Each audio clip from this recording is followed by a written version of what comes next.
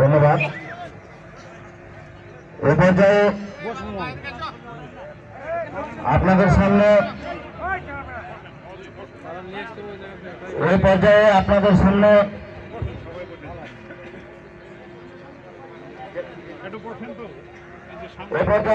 সামনে অতি সংক্ষিপ্ত দোয়া মাহফিল সম্পর্কে দু চার কথা বলবেন সাপার প্রশা নিয়ামতপুরের 3 বারে নির্বাচিত সাবেক এমপি বীর মুক্তিযোদ্ধা ডাক্তার মোহাম্মদ সালেক চৌধুরী।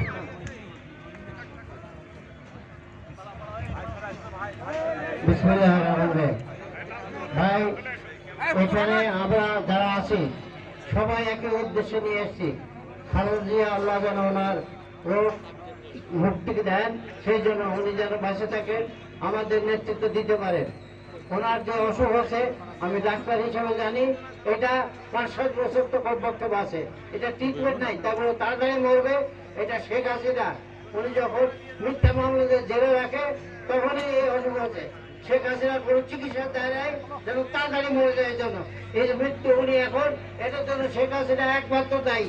এবং আমরা চাই শেখ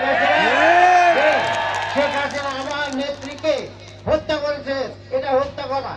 আমরা চাই শেখ হাসিনার ফাঁসির দড়িতে ঝুলতে দেখতে চাই। যেদিন শেখ হাসিনার ফাঁসির দড়ি দেবে আমি 3 থানা গরু খাওয়াবো। সবাই দোয়া করবেন আল্লাহ যেন আমার নেত্রীকে, সবাই ভাই আমরা পাপি আছি, কেউ আছে, কেউ আলেম আছে, কার দোয়া কবুল হয়, আল্লাহ যেন আমাদের নেত্রীকে রোগ মুক্তি দিতে পারে। এই জন্য আমাদের সবাইকে আসার জন্য ধন্যবাদ জানাচ্ছি।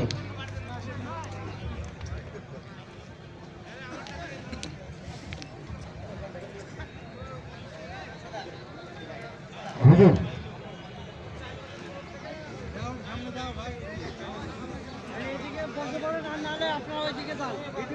এই পর্যায়ে সাইলেন্ট প্লিজ। এই পর্যায়ে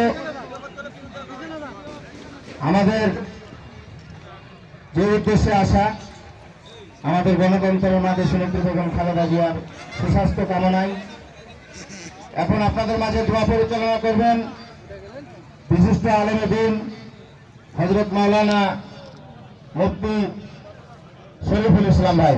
শরীফুল ইসলাম ভাইকে দোয়া পরিচালনার জন্য বিশেষভাবে অনুরোধ জানাচ্ছি।